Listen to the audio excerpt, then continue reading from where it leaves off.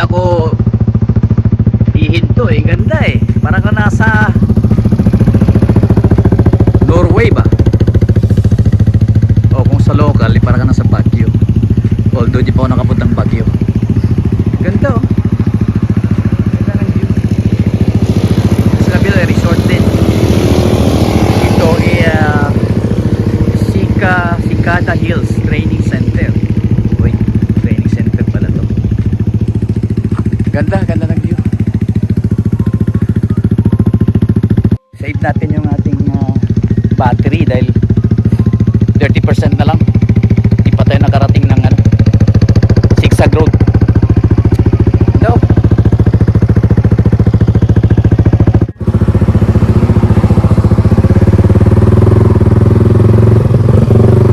Ganda dito. Grabe. Sobrang ganda ng lugar. Simbahan pala yun. Ito naman resort.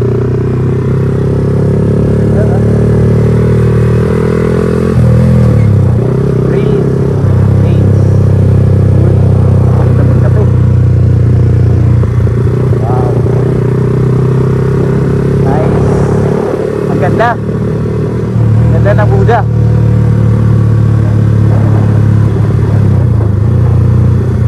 Ganda pa ng kalsada, grabe. Yan oh. Diba? Parang ka nasa France or Norway. Diba? Sarap tumira dyan. Puro pine trees eh.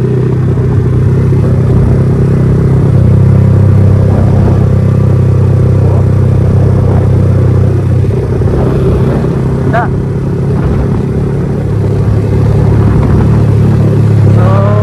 Strawberry farm sa Strawberry Hills na pinuntahan namin yun ng ati. Pero nung time na yun, wala pang season ng strawberries. Kaya walang strawberry. Wala kami nakita. I mean, may pagtanim pero walang bunga.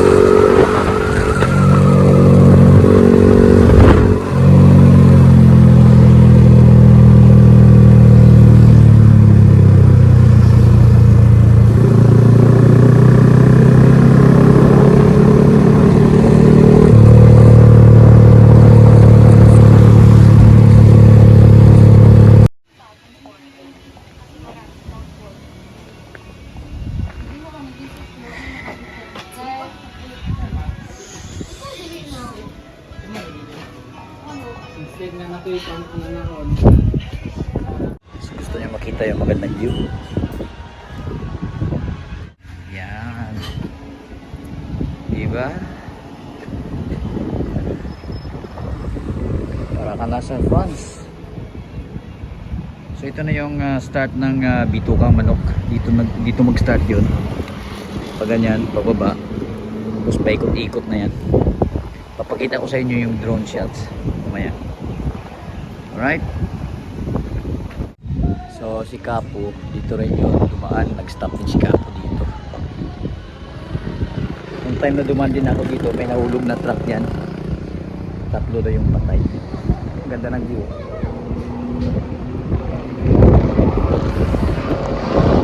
Na ibang gagawin dito ngayon kundi magkape. Yung maganda rin puntahan doon. Magbalik punta tayo. Cebu pa, Cebu, di Argensan. Last year, dumaan ako dito, may truck dyan nahulog. Yung panel. O ikaw rin yung nagsabi, 3 daw pa, 3 patay. Oo. So, suman, tag-gis na eh.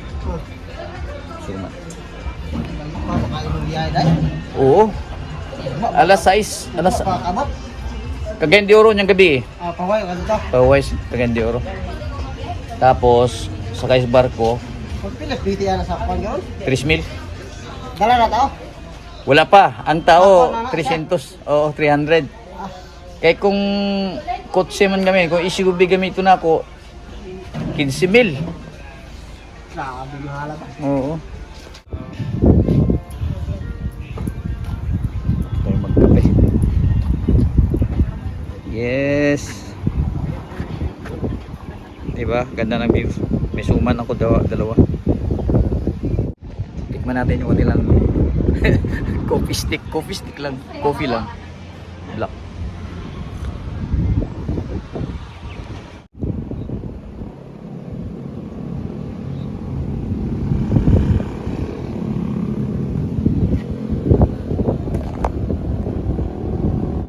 Talaga hindi nakakasawa yung view, no? Diyan may restaurant dyan sa baba. Maganda rin yung view dyan. Pero mas elevated ito. Maganda rin ito sa taas. Pwedeng gamitin yan. Puntang Jensan. Para sa mga bata lang. Pero pwede, ang ganda. Oo. Ayos ah. Hindi ka pa nagsasawa dito sa view mo na dito? Hindi. The Sea of Clouds din. Minsan pag kagabi, umuulan, Oh, okay. umaga, wala kang makita dyan. Puro ano, clouds? Para sa dagat. Oo. Pa-charge muna ako.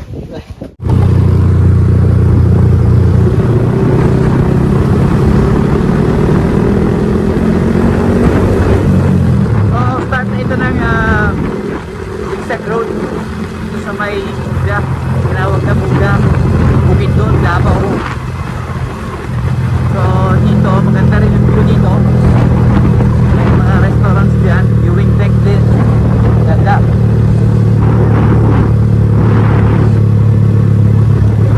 So dahan-dahan na tayo dahil zigzag nga eh. So ipapakita ko sa inyo yung drone shots nito. Pag na-upload na natin, makikita nyo yung beauty itong zigzag road dito sa may part na ito ng Quezon. Quezon ang dito.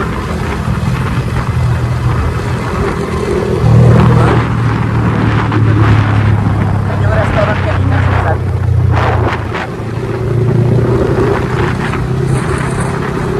Coffee shop din dito. Talagang dito tumitigil yung mga motorista kasi nga ganda nung location, diba?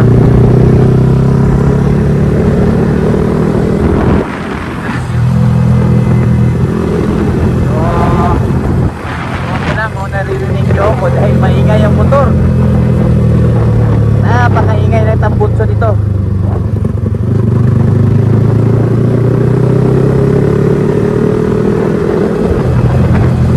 Pag may mga tao ka, minsan papabomba eh.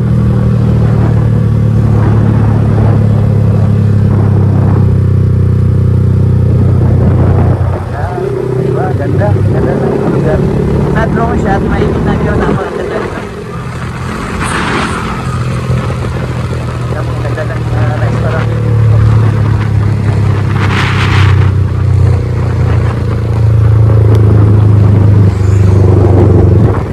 Diba? Minsan pwede magmabilis dahil nga zigzag. Saka hindi naman kotse itong dala natin. Kaya konti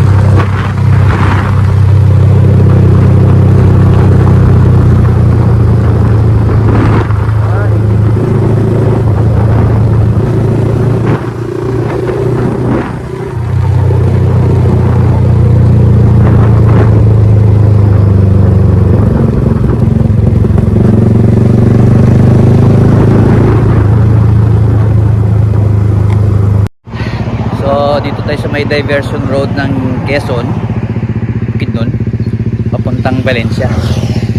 Ganda ng lugar. Huwag nyo lang tanungin kung anong ginagawa ko.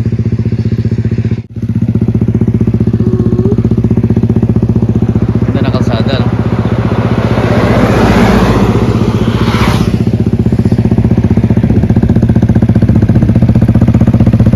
Yeah.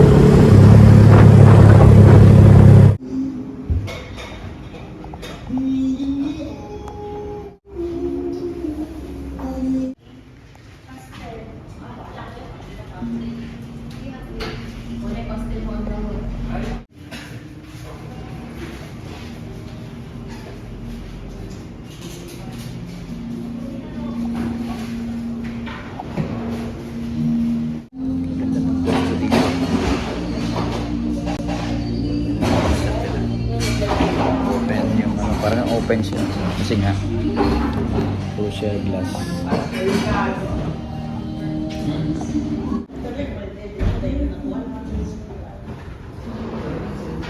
Ang dali ng coffee shop na to, may charging anan pa sa mga mesa.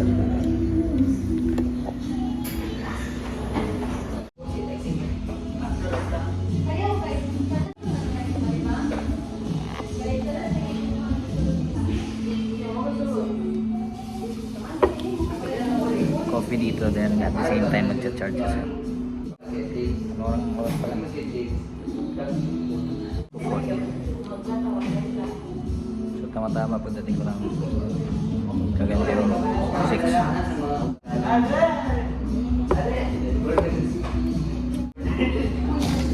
Pagod lang. Ramdam ko na yung sakit sa likod. Pero maganda yung takbo ng motor. Sarap patakbo yun sa highway, lalo na pag asfalto yung kalsada, hindi yung semento, yung asfalto mismo. Sarap. Siguro bibili ako ng yung hindi masakit sa likod, yung tama lang na motor na hindi sana kayo po, kasi pag nagmumotor ako kasi long distance baka gagamitin ko pa Maynila,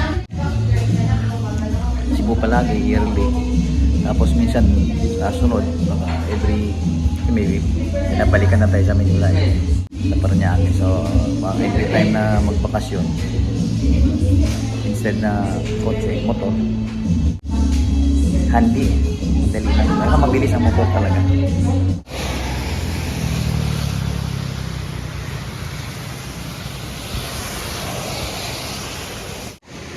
Silong mo naman. Ulan, 3:45. 3:45 pa lang, pero grabe. Basta ano na ako, malay-balay. Malay-balay bukid na.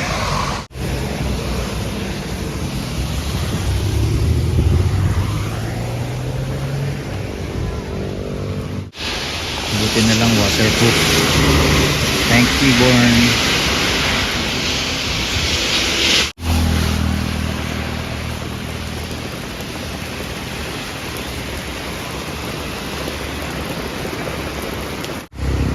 Pwede na to. Ako na lang isa dito.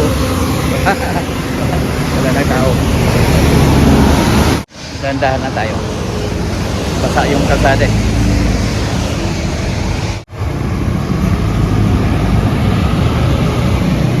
What a view, guys. Di ba?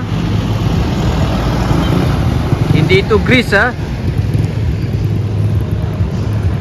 Malay-balay City. Ganda, di ba? Oh, ganda, oh.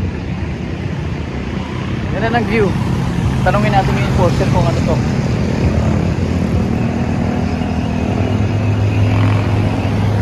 City Hall ba yan? City Hall. Anong tawag doon? Provincial Capital siguro. Ganda, oh. Sunset pa.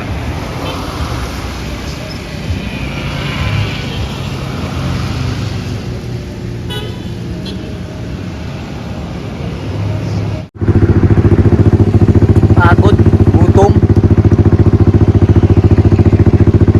Diba? At least may challenge sa buhay. Hindi yung puro ano lang.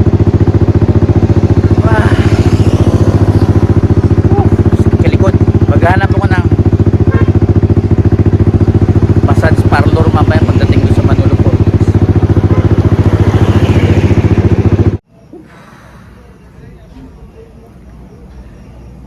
Yan yung view sa aking hotel. Diyan may, nasa Manolo Fortress na tayo. Diyan may Jollibee dyan. So ito yung nakuha kong room. Yan. Yes. So may isang malit na table. Tapos mayroong mga mugs dyan. Saka coffee. 3-in-1. Magandang upuan. So maigsing room tour lang ito. Ito yung bed. May electric fan kasi walang aircon. Walang aircon kasi puno daw sila. May cabinet dito. Ganda, oh. Ganda yung cabinet. So, dito yung toilet. May basurahan. Ayos. Di ba? Maganda. Maganda. May buko. Diba? Oh, ito. Ang bago, ah. Bago pa itong room na to. Ganda. Wala nga lang aircon. Pero sige lang. Maganda. Bago eh. Bago itong building na to. MF Suites. Walang aircon yung nakuha ko. Punuan daw sila. Alam mo yung magkano? 700 pesos, 12 hours. 700 pesos lang. Diba? So ngayon, maghahanap tayo ng 7-Eleven. May Jollibee dyan sa harap. Pwede tayo mag-dinner sa Jollibee. Sa harap ng Jollibee is yung kanilang municipal hall. Yung room natin. Yes. Sa third floor tayo, guys.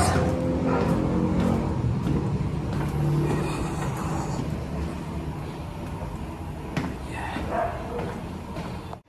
Hanap tayo ng tubig. Sa tubig.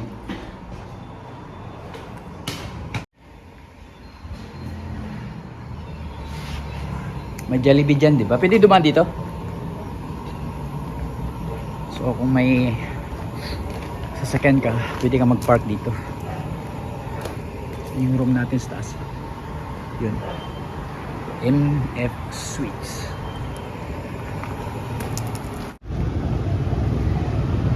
So yan yung Jollibee, yan ang 7-Eleven. So bibiliin tayo ng Chicken Joy. Take out lang. Then bili tayong tubig dito sa may 7-Eleven.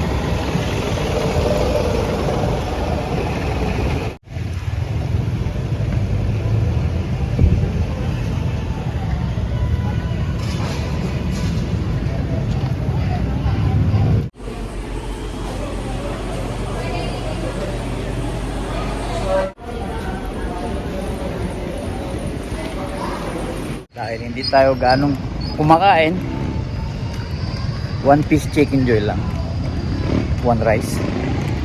Then bili tayo ng tubig sa 7-Eleven, sa coffee for tomorrow.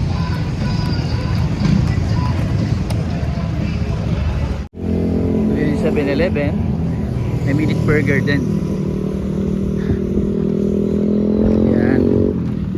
So yung multi-grab ko gawin kung kukuha ko ng franchise siguro ng minute burger. Depende. Kain na tayo. Kakamayin ko na to. So ito yung complimentary nila na chocolate drink. Yeah. Hindi natin. So, good morning guys. So isang oras yung bibiyahin pa natin papuntang Cagayan de Oro. So painit lang tayo. Then after nito biyahe na tayo. Meron akong crackers pa dito. So yun lang siguro yung breakfast ko.